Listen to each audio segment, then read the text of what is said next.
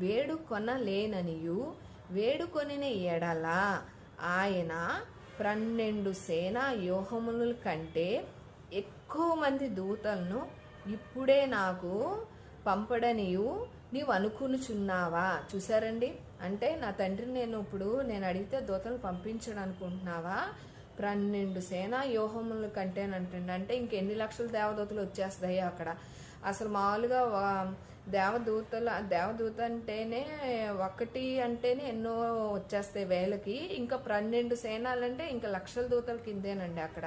అలాంటిది దేవుడే స్వయంగా దూతల్ని నా తండ్రి పంపించడం అనుకుంటున్నావా అంటే ఏంటి?